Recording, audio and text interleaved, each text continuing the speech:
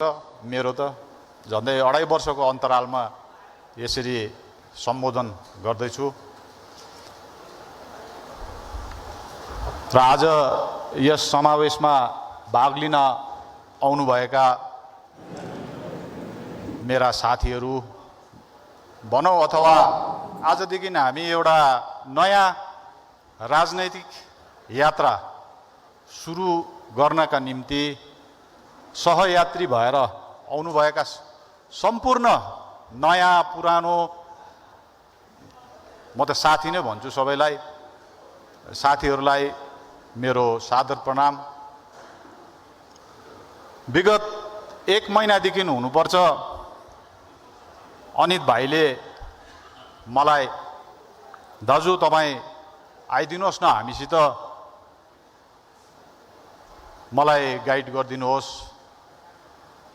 भनेर लगातार भनौं न 3-4 पल्ट हामी बात गर्यौं। त्यो बीच मैले मेरो हितैषीहरू मेरो मनले खाएको मान्छे हुन्छ आफन्त हुन्छ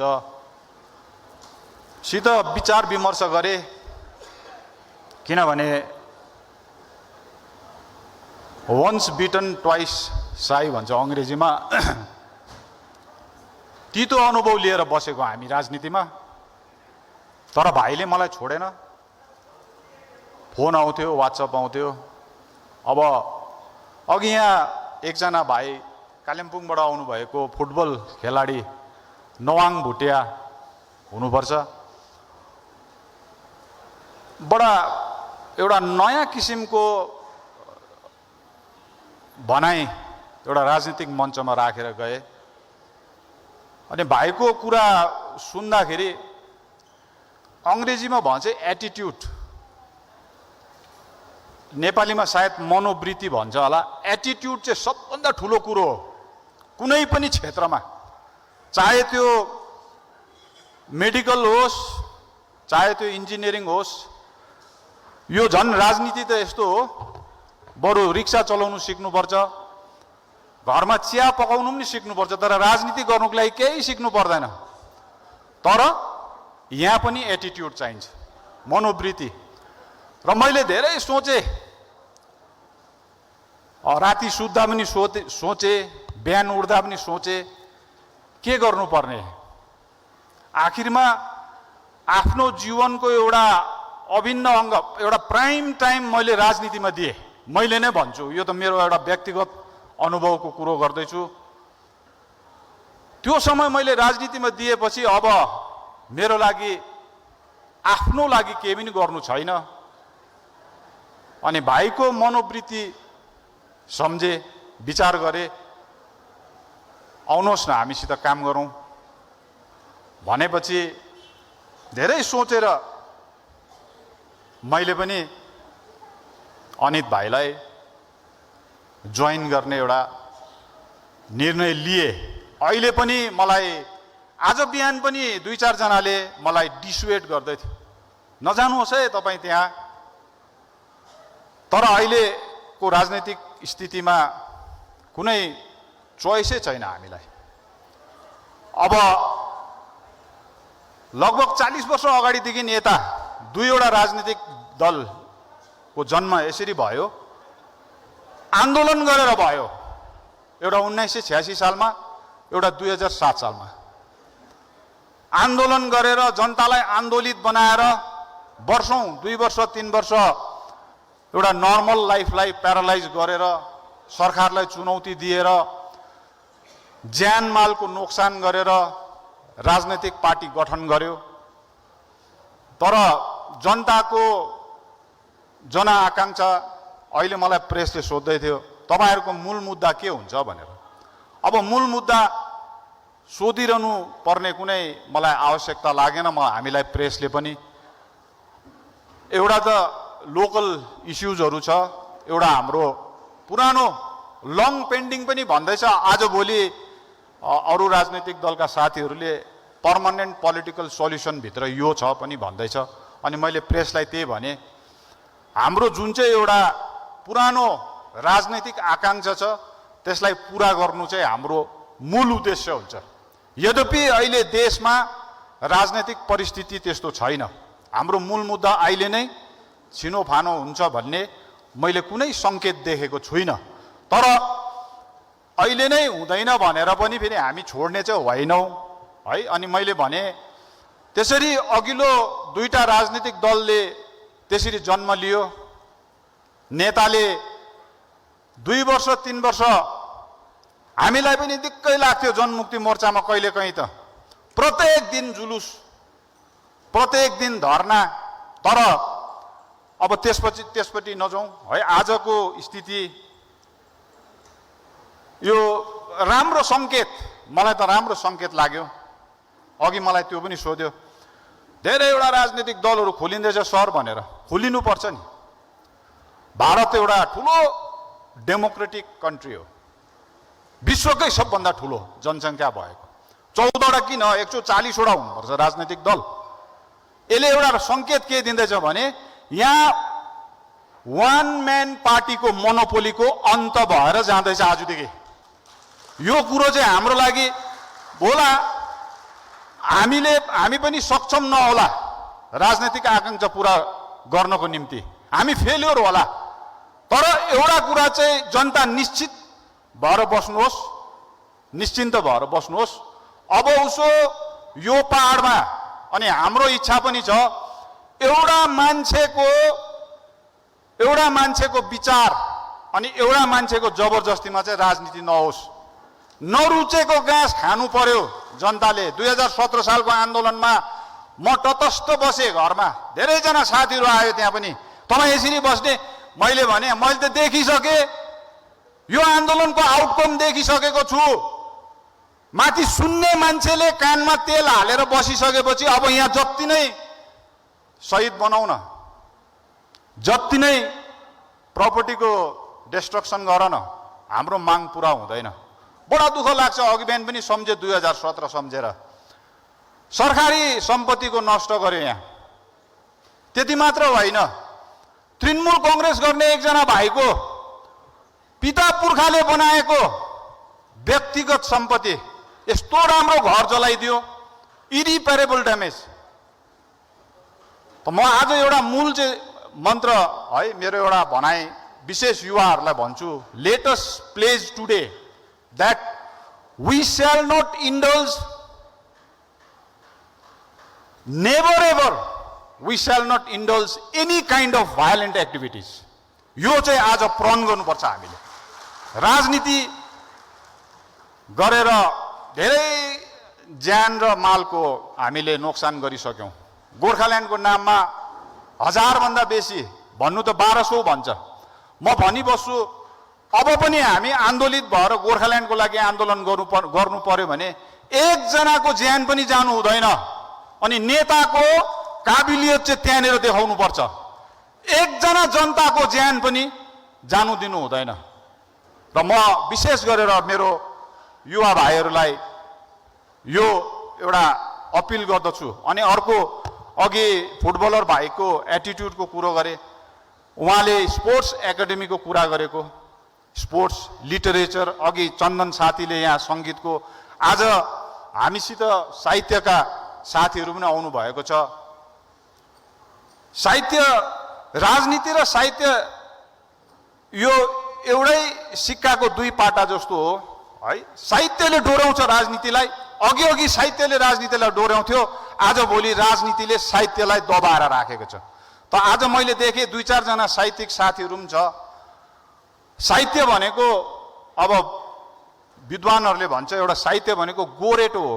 गोरेटो हिँडेर एउटा गोरेटो मात्रै एउटा पगदण्डी बनाइदिन्छ। अनि राजनीति त मूल बाटो हो। आखिरमा सबैजना मूल बाटोमा हुनुपर्छ, किनभने प्रत्येक कुरोको समाधान राजनीतिले गर्छ।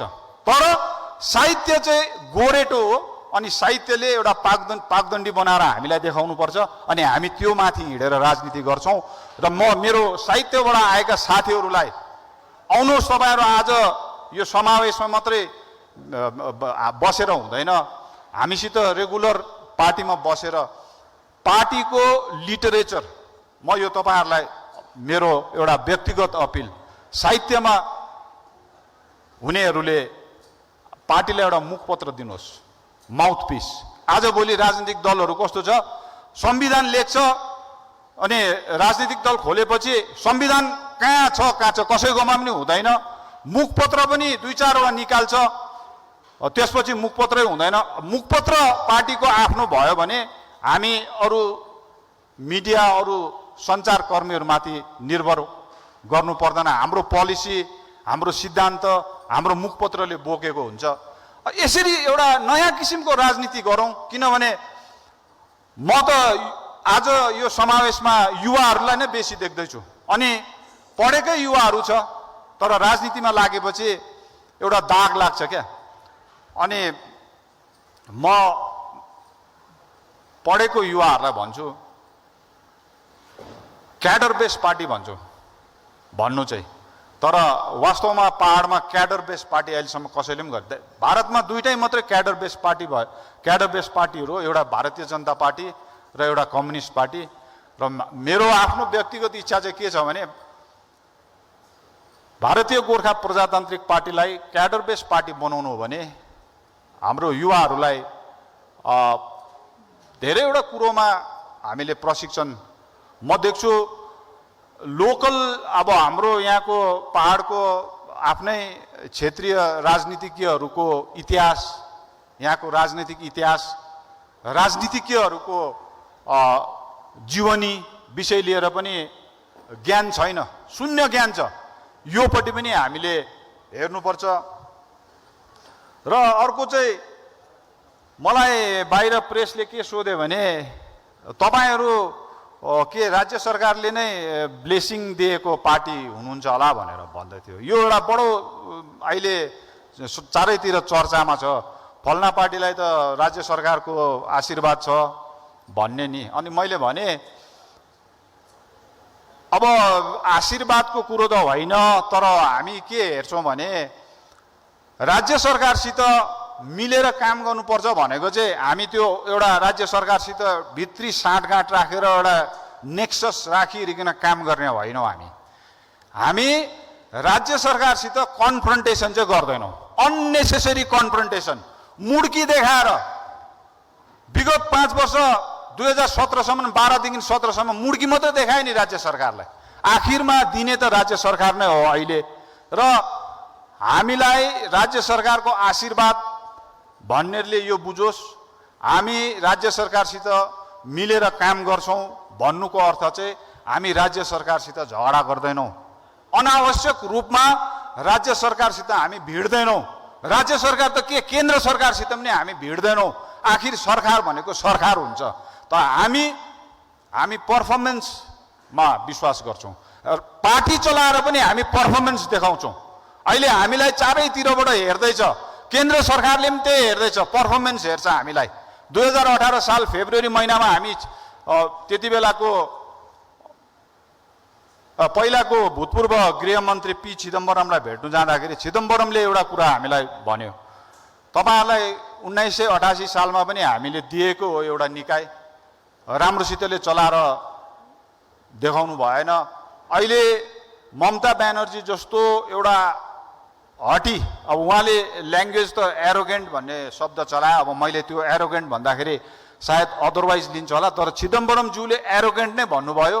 एउटा हटी माने ममता ब्यानर्जी जस्तोसित हामीले झगडा गरेर तपाईहरुलाई गोर्खाल्यान्ड टेरिटोरियल एडमिनिस्ट्रेसन दिएको हो, तर तपाईहरुले 5 वर्षसम्म चलाउन सक्नु भएन।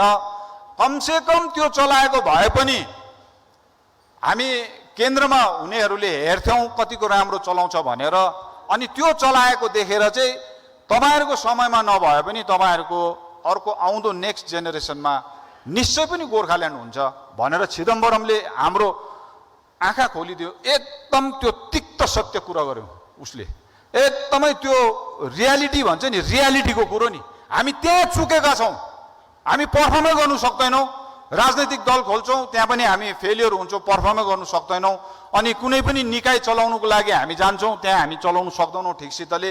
र आजको आवश्यकता चाहिँ हामीलाई के छ भने अंग्रेजीमा भन्छ either you perform or you perish, कि तिमी परफर्म गरेर देखाऊ, हैन भने तिमी हराऊ, विलय भएर जाऊ, विलीन भएर जाऊ। र आज साह्रै लामो नबोलौँ होला, बोल्ने बानी पनि हराइसकेछ। मैले अघि नै भनिहालेँ, आज त अघि मैले प्रेसलाई पनि भने यति लामो बेसी प्रश्नहरू नराखिदिनु। अहिले हाम्रो अब हामी हेर्छौँ नि त, हाम्रो अब सेन्ट्रल कमिटी बनिन्छ, हाम्रो भिजन डकुमेन्ट्सहरू निक्लेको छैन। आज त हामीलाई वास्तवमा भन्नु हो भने मिडियाले प्रश्न नतेर्साएर we expect of best wishes from all walks of life. त्यस कारणले म यो सम्बोधनबाट सम्पूर्ण आज यो लाइभ सुनिरहनु भएको भरे लोकल च्यानल, भोलि न्युज पेपर पढ्नेहरूलाई पनि भन्छु, प्रतिक्रिया गर्नुहोस्। तपाईहरुको प्रतिक्रिया एकदमै वेलकम छ, तर सँगैमा हामीलाई तपाईहरुको शुभकामना, तपाईहरुको शुभ आशिष चाहिन्छ। किनभने हामी यहाँ आज जति पनि भेला भएका छौँ एउटा राम्रो एफोर्ट लिएर आएका छौँ। नेतालाई ग्रुम गर्नुपर्छ, नेता जन्मेर आएको हुँदैन, एउटै नेताले सबै कुरो जानेर आएको हुँदैन। अब अमेरिकाको राष्ट्रपति हेर्नुहोस् न, यस्तो यस्तो राष्ट्रपतिहरू आउँछ, राष्ट्रपतिको पदभार सम्हाल्दाखेरि नेपाल कहाँ छ भन्ने पनि थाहा हुँदैन, तर ऊ फरेन पोलिसीमाथि यति एक्सपर्ट भएर बोल्छ किनभने उसको फरेन पोलिसीमाथि एडभाइस गर्ने एउटा सेक्सन हुन्छ नि, एउटा एउटा एउटा ग्रुप हुन्छ। त्यसरी नै अब नेतालाई पनि हामीले ग्रुम गर्नुपर्छ। यहाँ हामीले 2007 मा पनि त्यस्तै एउटा भनौँ न विचार लिएर गएका थियौँ। हामीलाई अहिले क्वेसन गर्छ नि, कसरी गएको तपाईँहरू त्यस्तोमा? हामीले अब अस्ति अनित भाइले एउटा सानो उसमा कुरा गर्नुभयो, अमर दाजुले भनेको कुरो साह्रो ठिक लाग्यो भनेर। त्यो के हो भने 2007 मा अब पहिलेको जुन चाहिँ एउटा रेजिम थियो, हामी त कति लड्यौँ त्यो रेजिमसित। मलाई सबभन्दा बेसी भाषा आन्दोलनको याद आउँछ। भानुभक्तको मूर्ति तोड्यो 1992 सालमा। 92 सालमै भाषाले मान्यता पायो, तर 92 सालकै दिन विश्वमा सबभन्दा पहिलो बनाएको सेन्ट पल्स स्कुलमा पढाउने थम्सन साहेबले बनाएको सबभन्दा राम्रो भानुभक्तको मूर्ति तोडिदियो। त्यहाँनिर मूर्तिको टाउकै तोडिदिँदाखेरि हामीले त्यो साल भानु जयन्ती हामी 14 जनाले मात्रै मनायौँ। त्यस्तो किसिमको तानाशाही एउटा भनौँ न शासकको विरुद्धमा 2007 मा हामी यति खुसी थियौँ। अब जाने भयो हो भन्दाखेरि एउटा कुरो चाहिँ हामीले भुली पठायौँ। उसको विकल्प कस्तो हुन्छ त्यो चाहिँ भुतुकै भुली पठायो। अल्टरनेटिभ के हुन्छ? अब जनताले पनि के माग्यो भने यो मान्छेलाई कुट्नेलाई नै नेता मान्नुपर्छ। कसले कुट्नु सक्छ भन्दाखेरि यसले कुट्नु सक्छ, यसलाई नै नेता भन्यो। अनि हाम्रो जनताले पनि मान्छे कुट्ने मान्छे काट्नेलाई नेता बनाउँछ। अब यो समय गयो, मैले अघि नै भनिहालेँ है। जनताले यो राम्रो सोचिदिनुहोस्, तपाईँहरूले पनि हामीलाई प्रतिक्रिया गर्नुहोस्, हामी कहाँ गल्ती गर्छौँ त्यहाँ औल्याउनुहोस्, तर सधैँ तपाईँहरू नेगेटिभ भएर नबसिदिनुहोस् है। हामी एउटा राम्रो एफोर्ट लिएर आएका छौँ। हामीले दुध पिलायौँ नेताहरूलाई, दिनभरि दुध पिलाउँथ्यौँ, तर हामी हिँडेपछि पोइजन पिलाउनेहरूको त फेरि रातभरि ओहोरदोहोर हुँदो रहेछ। अब चाहिँ यो नयाँ सङ्गठनमा त्यस्तो नहोस्। मैले अस्ति भने अनित भाइसित, छल कपटसित चाहिँ डर लाग्छ मलाई। राजनीति हुनु पनि छल कपट नै हुन्छ। अब हामी गरेपछि अगाडि मात्रै हेरेर गर्ने बानी छ, पछाडि फर्केर हेर्दैनौँ। त्यस कारणले गर्दाखेरि एउटा नयाँ संस्कारमा यो पनि हामीले थप्नुपर्छ, छल कपट। अनि विशेष गरेर म फेरि पनि भन्छु, हिंसाको सहारा चाहिँ लिनु हुँदैन युवाहरूले। अनि माथिल्लो नेतृत्वबाट पनि हिंसालाई चाहिँ कहिले एन्करेज गर्ने छैन।